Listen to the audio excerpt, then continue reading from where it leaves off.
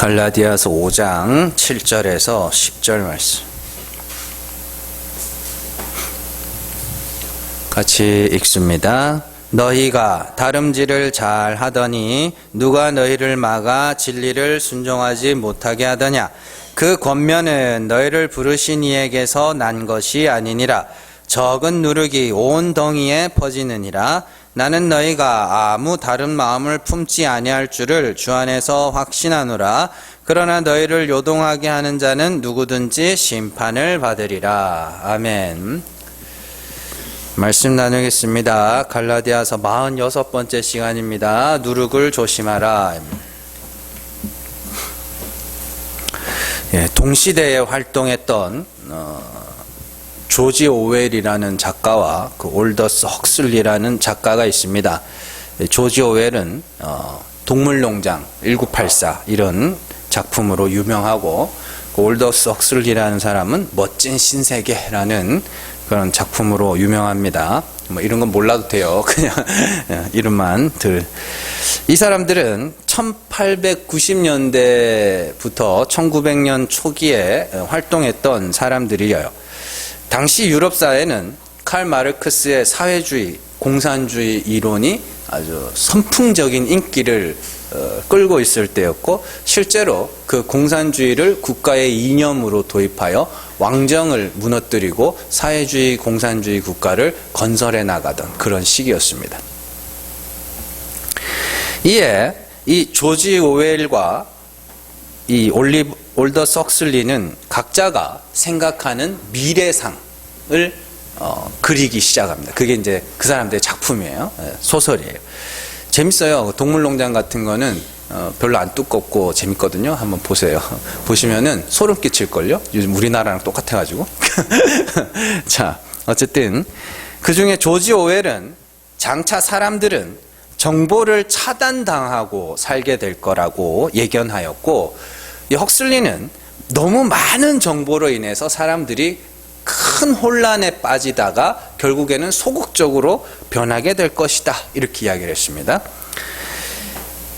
공산주의 국가들은 정확하게 조지 오웰의 예견대로 흘러갔고요, 자유주의 국가들은 헉슬리의 예견대로 흘러갔습니다. 공산주의 국가 중에 대표적인 중국은 정보를 제한하여 국가가 정보를 독점합니다. 북한도 마찬가지로 외부로부터 유입되는 정보를 제한하여 국가가 정보를 독점해요.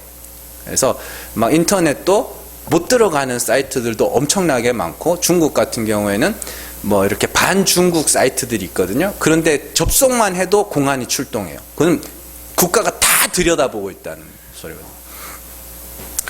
정보를 독점한다는 것은 국가가 국민들에게 보여주고 싶은 것, 알게 하고 싶은 것만을 제공한다는 뜻이에요. 그게 정보를 독점한다는 이야기입니다. 알아야 할 것, 보아야 할 것을 해준다는 게 아니고, 알게 해야 되는 것, 보여주고 싶은 것만을 보여준다는 소리예요. 정보를. 그래서 정보가 제한된 국가의 국민들은 국가가 제공하는 정보가 진실일 수밖에 없는, 그것 외에는 다른 사실이 있을 수가 없는 그런 사회에서 살아가게 되죠. 그래서 북한에 이번에 탈북민 출신으로 국회의원이 된 사람이 둘 있죠. 한 명은 이제 태용호 공사고, 한 명은 뭔데 하여튼 그분이 이번에 청문회 때, 통일부 장관 청문회 때 발언을 하는데, 자기가 남한이죠. 대한민국에 내려와서, 남한이라 그러면 안 돼요. 대한민국에 내려와서 이런 세상이 있는 줄 처음 알았대. 정부가 하는 일에 비판하고 국가의 수장에 대해서 막 이렇게 손가락질 할 수 있는 이런 나라가 있다는 사실을 처음 접했대요. 처음. 그러니까 그만큼 정보가 이제 차단되어 있는 거예요. 그런데 자유주의 국가에서는 언론의 자유가 있어서 많은 정보를 접할 수 있습니다. 문제는 많은 정보가 오히려 독이 될 수 있다는 거예요. 한 사건을 놓고 수십 개의 언론사들이 기사를 제공하는데 전부 다 다른 소리를 한다면 사람들이 판단 능력에 마비가 오게 돼요. 그래서 재밌는 현상이 일어나는데 듣고 싶은 것만 들어요. 네. 이게 진짜 신기한 겁니다. 여러분들 이렇게 뭐 텔레비전 언론에서 보면 이렇게 진보적 언론사들이 있고 보수적 언론사들이 있는데 두 개를 골고루 봐라 이렇게 하잖아요. 그럼 두 개를 골고루 보면 진짜 혼란스럽거든요. 한 사건을 놓고 서로 다른 이야기를 하거든요. 그러니까 어떻게 돼요? 결국에는 자기가 보고 싶은 대로 가서 거기만 보게 되는 거죠. 그래서 이걸 뭐 우물 뭐 어쩌고저쩌고 하는 그런 효과가 있어요. 그게 뭐냐면 이게 막 듣고 싶은 소리만 듣는 사람들이 한 우물에 있는 거예요. 이쪽 소리를 듣고 싶은 사람이 이쪽 우물에서 그 자기들끼리만 막 우쩍우쩍 하는 거고 여기는 자기들끼리만 하는 거. 그런 효과도 있고 그러는데 어쨌든 그래서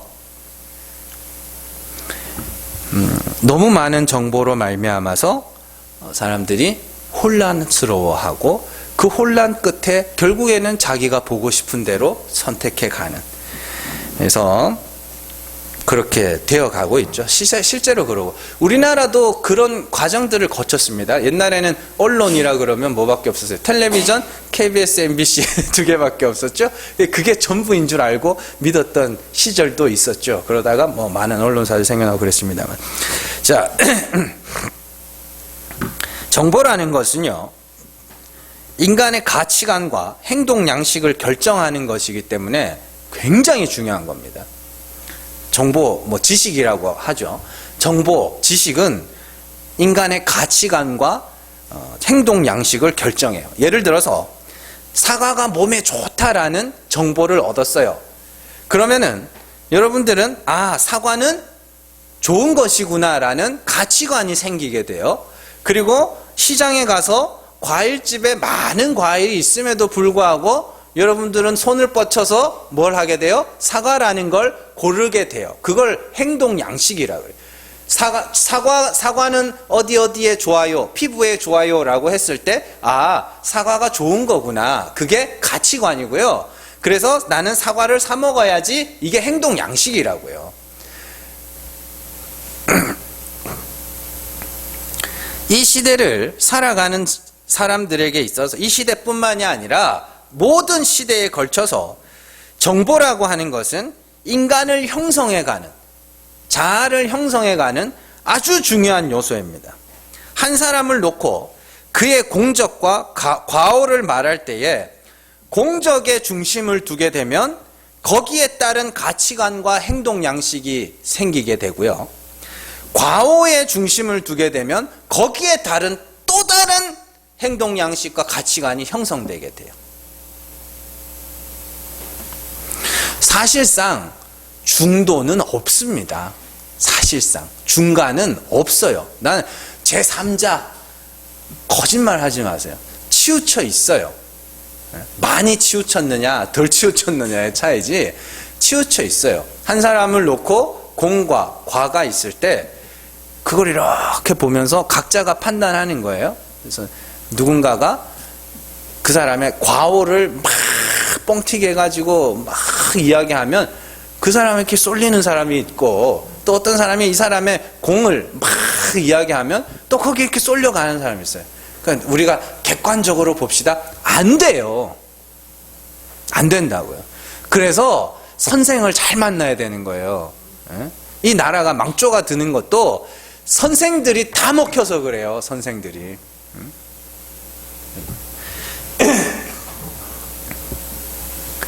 어쨌든 우리는 정보라는 것의 중요성을 알아야 됩니다. 성경은 하나님이 어떠한 분인지 우리에게 정보를 제공해 주는 책이에요. 이렇게 이야기하면 또 뭐 말할 수 있는 사람 구실이 있는데, 정보잖아요. 이 성경이 여러분들 어떻게 해줘요?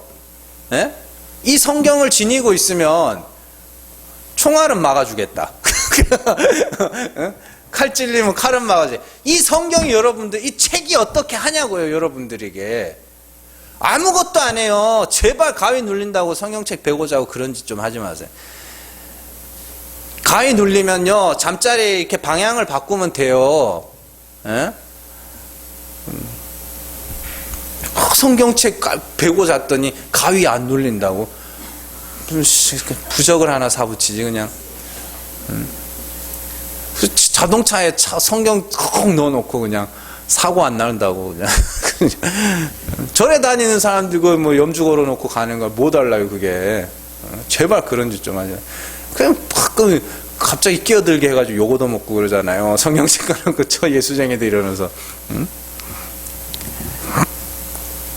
자, 어쨌든 이 성경은요, 하나님이 어떠한 분이신지에 관한 정보를 제공해 주는 책입니다.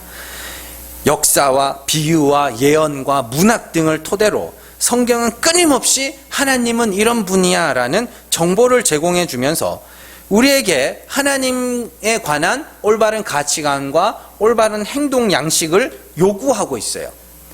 그런데 문제는 인간들은요, 나면서부터 인간들 고유의 하나님에 대한 지식을 갖고 태어난다는 겁니다. 문제는 인간들 고유의 하나님을 아는 지식과 성경이 말하는 하나님의 지식이 같으면 모르겠는데 다르단 말이에요. 달라요. 그래서 그 타고난 하나님의 지식을 갖고 있는 자들이 성경을 보는 것과 진짜 하나님이 택하신 자들의 성경을 보는 방법이 달라야 된다는 소리입니다. 최근 교회의 설교들과 불교의 법회의 내용들과 사서삼경의 내용들이 똑같다는 것이 무슨 말인지를 잘 아셔야 됩니다. 그들은 불경을 읽고 우리는 성경을 읽는데 그 결론이 같다는 것은 우리가 성경을 통하여 올바른 정보를 습득하고 있는지, 그로 말미암아 하나님이 원하시는 올바른 가치관과 올바른 행동 양식을 도출하고 있는지 곰곰이 생각을 해봐야 된다는 거예요. 우리가 하나님을 우리의 행동에 반응하는 하나님으로 알고 있다면, 율법의 하나님이죠. 우리가 이렇게 하면 하나님이 이렇게 해주시는 그런 하나님으로 알고 있다면 거기서 우리는 어떤 가치관을 갖게 돼요? 아, 내가 잘 살아야 되는구나. 그래야 하나님이 이렇게 해주는구나. 그런 그런 가치관을 갖게 되고, 그러면 이제 어떻게 돼요? 내가 열심히 행위를 쌓아가겠죠. 그게 행동 양식이에요. 그러니까 그 사람에게 있어서 가치는 뭐예요? 하나님이 아니라 내 행위에 있단 말입니다. 하나님은 죽은 자를 살리시고 없는 것을 있는 것으로 부르시는 은혜의 하나님이라는 정보를 통하여 우리는 십자가라는 가치관, 십자가라는 가치관을 갖게 되고 하나님 앞에 긍휼을 부르짖는 행동 양식을 낳게 되는 거예요. 잘 기억을 하셔야 됩니다. 그래서 설교 시컷들 꽁뚱한 소리 하면은 정말로 막 제가 어려서 그렇지 제 또래 같았으면 한 대 쥐어박았을 거예요. 시컷 배워놓고 뭔 헛소리를 하냐고. 이거는 정말 굉장히 중요한 거니까 잘 들으셔야 돼요. 동일한 성경에서 서로 다른 정보와 그로 말미암은 다른 가치관과 행동 양식이 나온다는 것이 너무 신기하지 않아요? 올바른 눈으로 성경을 볼 수 있어야 돼요. 그래서 눈은 빛이라 그러죠. 눈이 빛이라는 건 여기서 빛이 나간다는 게 아니라 우리가 올바로 볼 줄 알아야 된다는 소리예요. 올바로. 어두운 눈으로 보면 온 몸이 어두워진다 그러잖아요. 그건 어두운 눈으로 성경을 보면 그 성경에 의해서 사망에 이른다는 이야기예요. 올바른 눈으로 성경을 볼 수 있어야 됩니다. 성경을 올바로 보고 올바른 가치관과 올바른 행동 양식을 도출하기 위해서는 성도가 거듭남, 중생이라는 과정을 통과해야 돼요. 잘 이해를 하셔야 됩니다. 우리가 예수를 믿고 나서 그리고 나서 뭐요? 뭔가를 막 하라 그래요? 아닙니다. 히브리서에 보면 그리스도를 믿는 도의 초보를 버리라 그래요. 그리고 나서 어디로 가냐면 성경으로 가라 그래요. 성경, 구약으로 가서 거기서 예수를 찾아봐. 그게 무슨 이야기를 하다가 멜기세덱의 이야기를 하다가 히브리서 기자가 하는 말이에요. 멜기세덱에 관하여 너에게 해줄 말이 많은데 너희가 지금 그리스도의 도의 초보에 머물러 있어서 이거 해줘도 못 알아들을 것 같아. 그러면서 그 이야기가 나오는 거예요. 그리스도의 도의 초보를 버리고 죽은 행실을 회개함과 뭐 세례와 뭐 이런 이야기가 나와요. 그러고 나서 요구하는 게 구약으로 가. 구약으로 가서 구약의 여러 이야기들 속에 숨어있는 그리스도의 이야기를 찾아서 그것을 말해줘. 그래서 히브리서 11장 마지막에 우리가 아니면 그들로 온전함을 이룰 수 없게 합니다. 그 뭐냐면 구약의 이야기가 전부 예수 그리스도를 알라고 놔둔 이야기인데 그것을 예수 그리스도 이야기로 보지 못하고 사람의 교훈으로 봐버리면 그래서 에녹을 담자, 아벨을 담자, 노아를 담자. 오늘 담긴 뭐 닮아요? 배 지으실 일이 있어요? 그럴 거 아닐 거 아닙니까? 그렇게 가면 안 돼. 이렇게 이야기하는 거예요. 자, 로마서 6장으로 한번 가보세요. 로마서 6장 3절에서 4절입니다.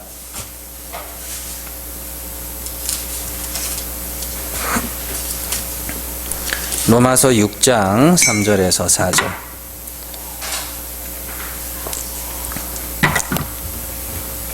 같이 읽습니다. 무릇 그리스도 예수와 합하여 세례를 받은 우리는 그의 죽으심과 합하여 세례를 받은 줄을 알지 못하느냐?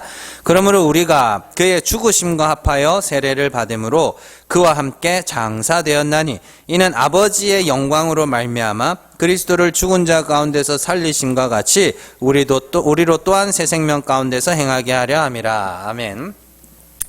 그의 죽으심과 합하여 세례를 받는 것이 두 번 반복되어 나타납니다. 그렇게 그리스도와 합하여 그와 함께 죽은 자들이 죽은 자를 살리시는 하나님에 의하여 새 생명 가운데서 행하게 됩니다. 그걸 거듭남이라 중생이라 이렇게 이야기를 하는 거예요. 죽었다가 살아나는 것. 여기서 중생에서 보통 중생의 핵심은요, 내가 다시 살았다가 아니라 죽었다가 살아나는 것이 중생의 핵심입니다. 그리스도께서도 어떻게 하셨다 그래요? 죽었다가 살아나셨죠? 그럼 우리도 중생의 핵심은 살아있는데 다시 사는 게 아니라 죽었다가 살아나야 되는 거예요. 거기에 중심 있는 거예요. 죽음에 중심 있는 거예요. 그래서 죽는다는 건 뭐예요? 내가 불가능한 죄인임을 자백하는 거, 그게 죽는 거란 말입니다. 그래서 그들에게 있어서 죽었다가 살아난 자들이 보는 성경은 죽은 자를 살리시는 하나님으로 보게 된다는 소리예요. 그런데 그 죽음을 겪어보지 못한 자들은 어때요? 자꾸만 거기서 하나님이 어떤 분인지를 오해하게 돼요. 아, 이렇게 얘가 아브라함이 이렇게 살았으니까 하나님이 이렇게 해줬구나, 이렇게밖에 못 보는 거예요. 자, 그 갈라디아서 3장 한번 가보세요. 3장 26절에서 27절입니다. 3장 26절에서 27절 같이 읽습니다. 너희가 다 믿음으로 말미암아 그리스도 예수 안에서 하나님의 아들이 되었으니 누구든지 그리스도와 합하기 위하여 세례를 받은 자는 그리스도로 옷 입었느니라. 아멘.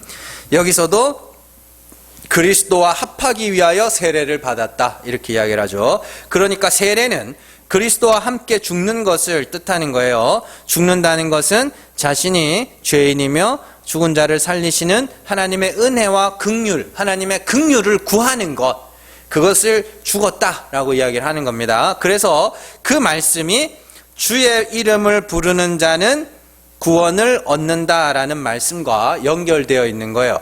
그렇게 성도는 자신이 죄인임을 인정하고 죽고 하나님의 다시 살리심을 구해야 되는데, 누군가가 엉뚱한 정보를 갈라디아 교회에게 흘려주고 있는 거예요. 7절과 10절의 내용, 오늘 말씀 7절과 10절의 내용을 보시면 7절, 너희가 다름질을 잘 하더니 누가 너희를 막아 진리를 순종하지 못하게 하더냐. 10절입니다. 나는 너희가 아무 다른 마음을 품지 아니할 줄을 주 안에서 확신하노라. 그러나 너희를 요동하게 하는 자는 누구든지 심판을 받으리라. 아멘. 잘 보시면 진리를 순종한다. 어떤 이들이 진리에 순종하지 못하게 한다 그러죠. 그러면 진리를 순종한다는 건 뭐예요? 지금 제가 말씀드린 거예요. 죽었다가 살아나. 하나님이 죽은 자를 살리시는 하나님인 줄 알고 그리스도와 함께 죽는 것, 내가 저주받아 죽을 죄인임을 알고 하나님의 긍휼을 구하는 것, 그게 진리에 순종하는 거예요.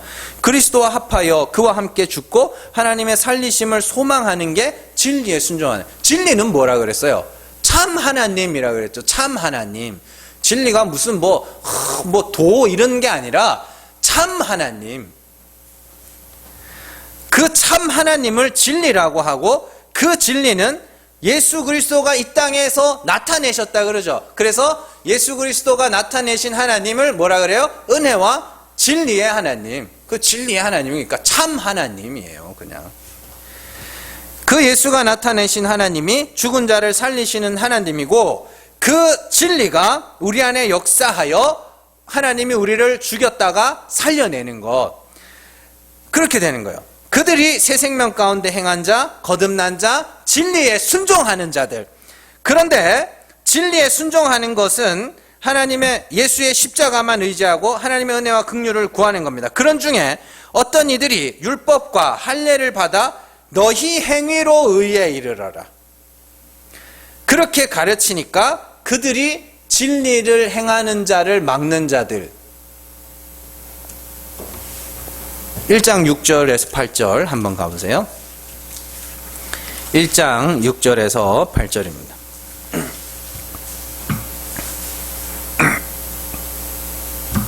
같이 읽습니다.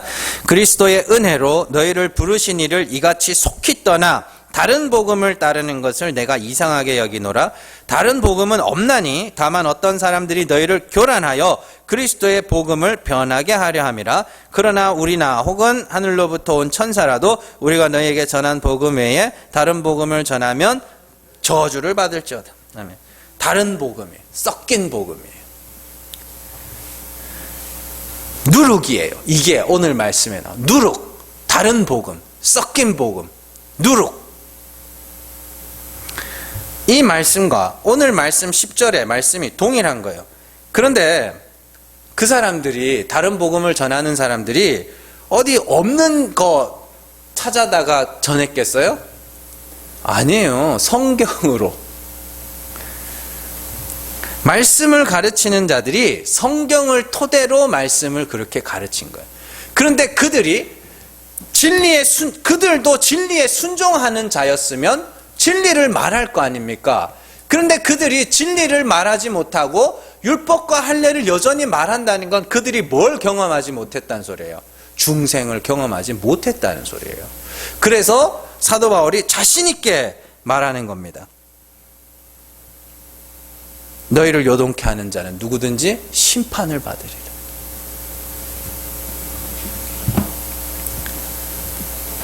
그런 거예요.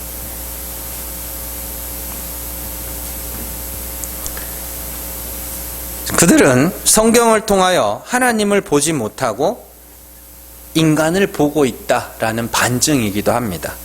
성경은 굉장히 무섭고 두려운 책이에요.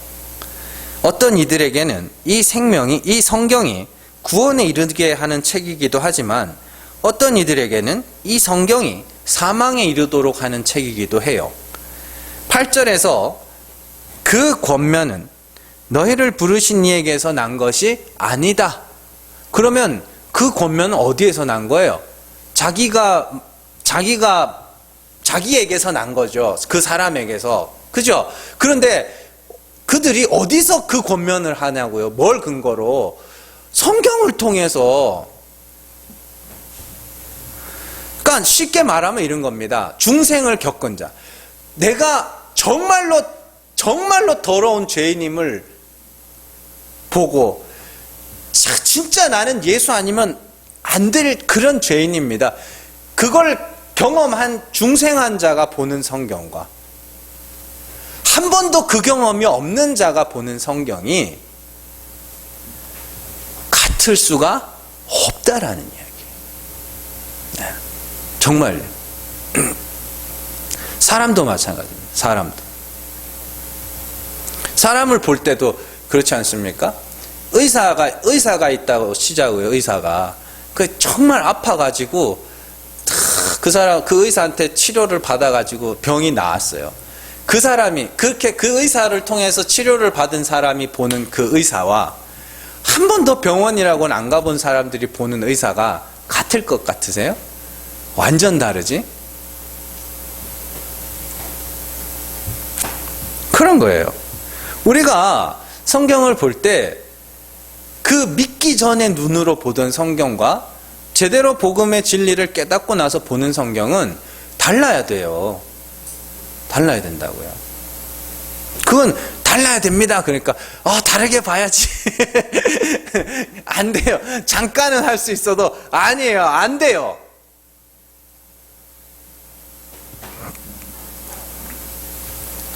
우리가 지난 주일에 지지난 주일이죠.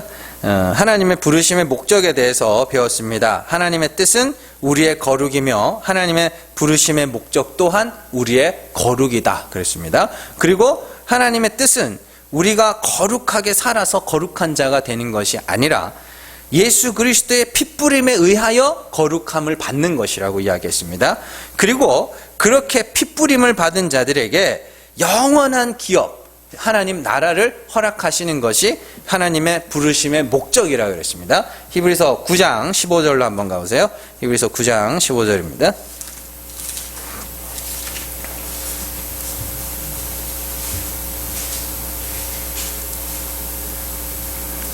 자, 14절, 15절 같이 읽습니다. 9장 14절, 15절 같이 읽습니다. 하물며 영원하신 성령으로 말미암아 흠없는 자기를 하나님께 드린 그리스도의 피가 어찌 너희 양심을 죽은 행실에서 깨끗하게 하고 살아계신 하나님을 섬기게 하지 못하겠느냐. 이로 말미암아 그는 새 언약의 중보자시니 이는 첫 언약 때에 범한 죄에서 속량하려고 죽으사 부르심을 입은 자로 하여금 영원한 기업의 약속을 얻게 하려 하심이라. 아멘. 부르신 자들이 어떤 자들이에요? 그리스도의 피로 말미암아 거룩하게 함을 입은 자들, 그리고 그리스도의 피로 말미암아 거룩하게 입은 자들에게 하나님의 나라를, 영원한 하나님 나라를 기업으로 물려주심으로써 그들을 통하여 뭐 하겠다고요? 섬긴다 되어 있는데 예배하답니다. 경배하다예요. 예배하게 하심이라.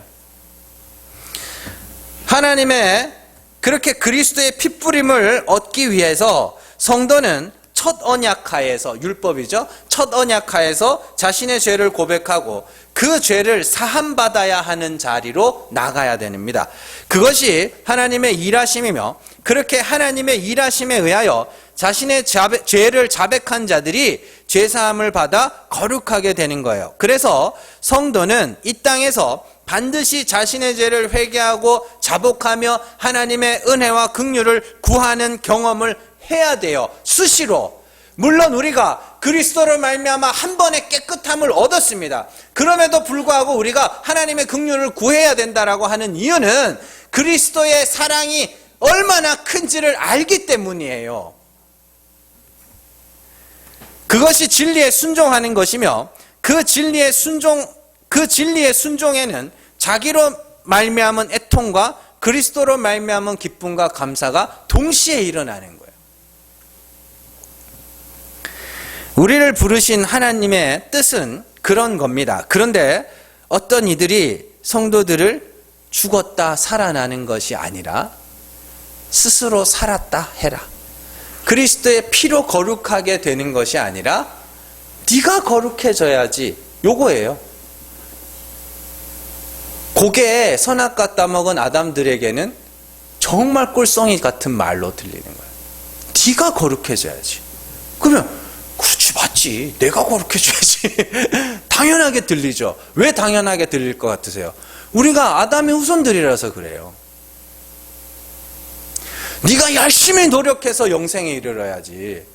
네가 열심히 선행을 쌓고 덕을 쌓아서 네가 그래도 하나님 앞에, 하나님은 우리가 쌓은 거 모자란 거 요만큼 채워주시는, 그렇게 가야지. 그게 당연하게 들리는 이유는 우리가 아담의 후손이기 때문이에요. 그런데 성령이 절대 그렇게 안 놔둔다고요. 완전한 불가능으로 낮추시는 거예요.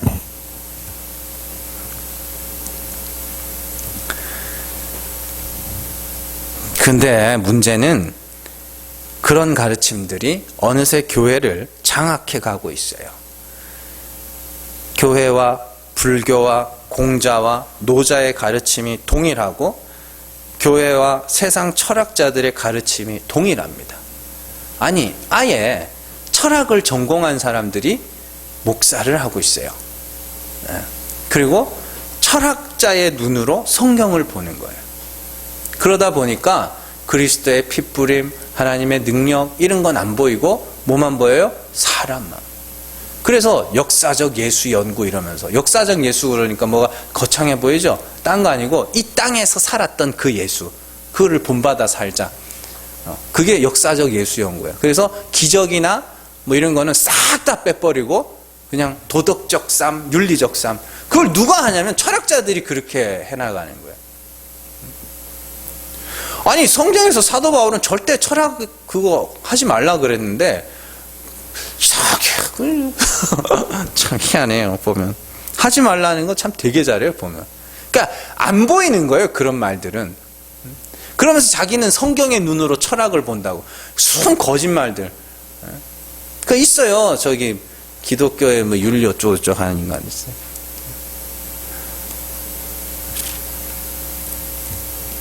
그럼 뭐 교회에서 담임 목사 뭐 그래서 되게 모범 사례로, 모범 사례로 이 교회는 모범 사례로 후임 목사를 구했다고.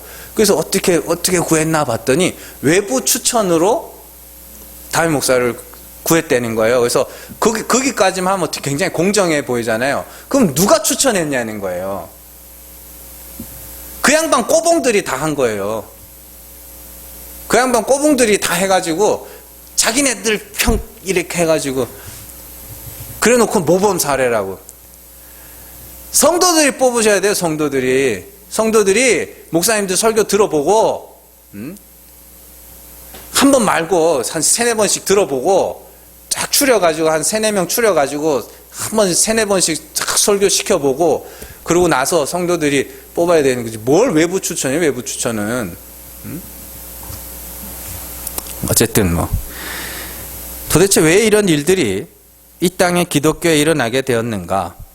왜 진리를 말하지 못하고 왜 이렇게 교회들이 복음이 섞여가고 있는가? 우리는 그리스도의 피로 말미암아 깨끗함을 받았어요. 그러면 더 이상 이제 하나님께 드릴 제사는 없거든요. 뭐만 드리라 그러면 찬송의 제사를 드리라 그래요. 왜요? 깨끗하게 됐으니까 그에 대하여 찬송하는 거예요. 우리가 드리는 예배는 그런 거라니까요. 근데 자꾸만 성도들에게 거룩한 삶을 강요해요. 왜 그럴 것 같으세요? 아니, 그게 진짜 거룩한 삶이 맞긴 맞아요. 아니, 하나님 앞에 내놓을 만한 거룩이라면 정말 단 한 번의 실수도 없어야 되는 거거든요. 둘째 것을 세우신 것, 첫째 것을 폐하시고 둘째 것을 세우셨다 그러잖아요. 근데 사도 바울도 그러고 히브리서 기자도 그러고 왜 폐한 첫째 것을 다시 세우려 그러냐고요.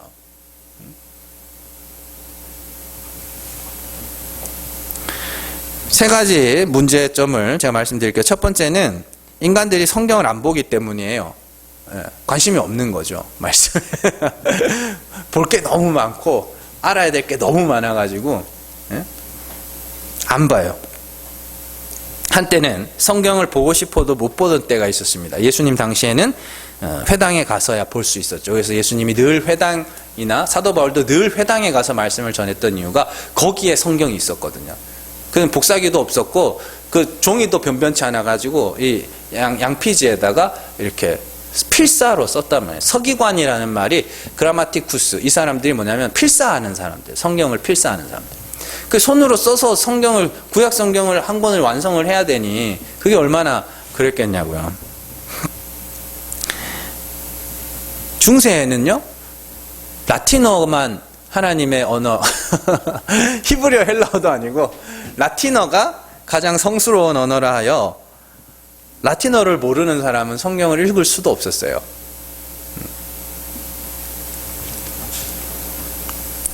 그러나 요즘에는 누구나 성경을 읽을 수 있고 언제든지 접할 수 있는데, 설교도 어마무시하게 많은데, 교회 이름만 치면 설교가 뜨는데 아무도 그 성경에 관심이 없어요.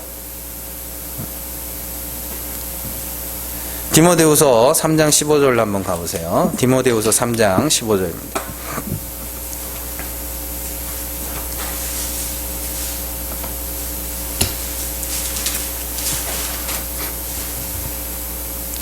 같이 읽습니다. 또 어려서부터 성경을 알았나니 성경은 등이 너로 하여금 그리스도 예수 안에 있는 믿음으로 말미암아 구원에 이르는 지혜가 있게 하느니라. 아멘. 성경, 여기서 성경이 뭐예요? 신약이에요? 구약이에요? 구약입니다. 네. 사도 바울 당시에도 성경이 완성이 안 됐어요, 신약이. 그렇기 때문에 사도 바울이 성경이라 하는 건 다 구약이에요. 그래서 성경은 능히 너로 하여금 그리스도 예수 안에 있는 믿음으로 말미암아 구원에 이르는 지혜가 있게 하느니라. 근데 아무도 성경을 안 보네. 성경을 또 가르쳐 주지도 않네. 어떻게 해요? 그러니까 읽으세요. 읽으셔야 돼요. 죽어서 살았다며요. 중생했다며요. 그러면 그 눈으로 읽으셔야 된다고요. 두 번째로, 인간들이 점점 시간이 갈수록 인간들의 가치를 너무 높게 평가하고 있습니다.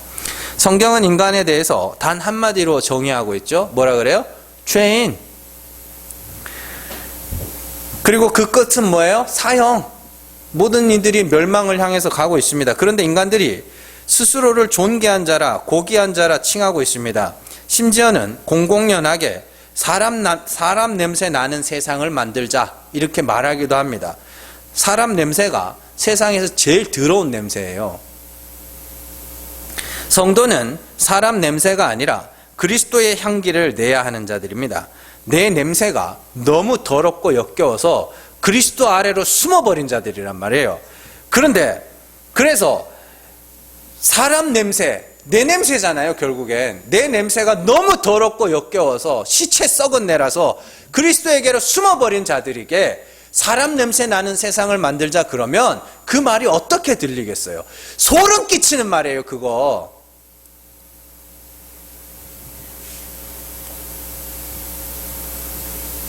인간은 의로운 존재도 거룩한 존재도 아닙니다. 인간은 철저하게 이기적인 존재이며 자신의 욕심을 위해서라면 앞뒤 안 가리고 마음대로 해제끼는 사는 것이 인간이에요. 그게 우리란 말입니다. 여러분들이라고요. 깨끗하세요? 어디 좀 선하게 사셨어요? 아니잖아요. 그걸 봤잖아요, 우리는. 근데 인간들이 당신은 귀한 존재입니다. 사랑받기 위해서 태어난 존재입니다. 얼마나 그 말이 좋았으면 안 믿는 사람들도 불러요. 안 믿는 사람들도. 망상 속에 살지 마세요. 여러분들의 현실을 보시라고요. 망상에서 깨어나셔야 돼요. 그리고 세 번째로는 인간의 근본적인 불안감 때문입니다. 인간은 뭘 해야 안정감을 느껴요. 거기서. 음식을 해도 내가 해서 먹어야 안심이 되고, 일을 해도 내 손을 거쳐야 안심이 되죠. 왜 그럴 것 같으세요? 그래서 의로움도 거룩함도 내 손이 닿아야 안심을 해요. 그건 뭐냐면 불안해하는 거거든요. 다른 이들을 불신하고 불안해. 근데 하나님은 그렇지 않거든요.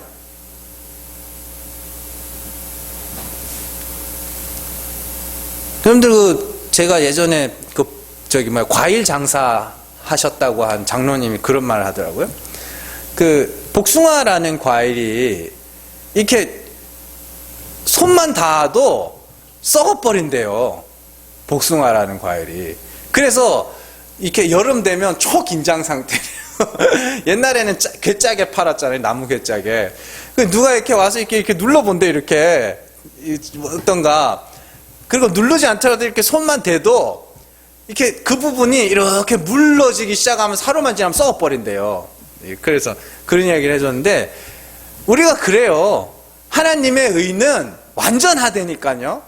하나님이 그리스도의 피로 말미암아 거룩하게 하신 건 완전하다니까요. 영원하다니까요. 그래서 여러분들은 그리스도의 피로 말미암아 영원히 거룩한 자예요. 영원히. 그런데 거기에 사람이 손이 닿는 순간 복숭아 물러지듯이 다 물러지는 거예요. 그러니까 예수를 좀 믿으시라고요. 누가 이렇게 사는 게 거룩한 거고 누가 이렇게 사는 게 정이고 그따구 소리 하면 아니라고. 그래서 그리스도 안에서 쉼이 있다라고 이야기하는, 뭘 쉬는 거예요? 일을 마치면 그게 쉬는 거 아닙니까? 이제는 내가 거룩해지기 위해서, 내가 거룩하다 함을 얻기 위해서 일하지 않아도 된다는 이야기예요. 그리스도에 완전한 의가 우리에게 주어졌으니 그거 그냥 자랑하고 기뻐하고 감사하면 돼요. 근데 자꾸만 내가 뭘 해야 된다, 내가 뭘 해야 된다.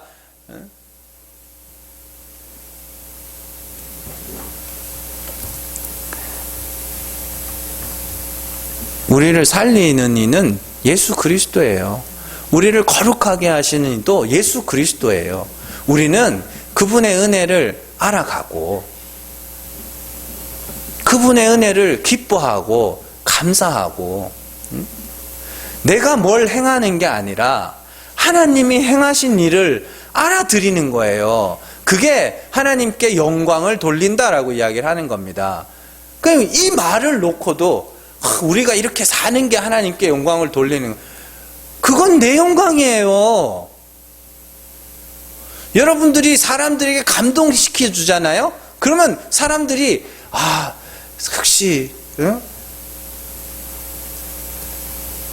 참 너의 하나님이 대단하구나 이래요. 네? 네가 대단하구나 그러지. 우리는 우리의 인생을 통해서 우리를 한 번의 제사로 영원히 깨끗하게 하신 그리스도의 사랑이 얼마나 크고 엄청난지를 배워가는 거예요. 내 허물을 볼 때마다 커지는 거예요, 그게. 그러면서 이렇게 와서 감사할 줄 알고, 참 그것으로 말미암아, 내가 이래 깨끗해졌다고? 네? 그 말이 얼마나 여러분들 들을 때마다 놀라워야 돼요. 그래서 하나님 앞에 찬성으로 제사를 드리는 겁니다. 시편 49편으로 한번 가보세요.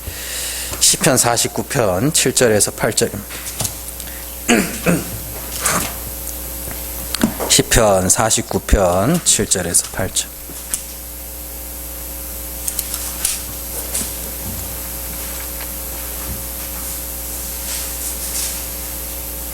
6절부터 읽겠습니다. 같이 읽습니다.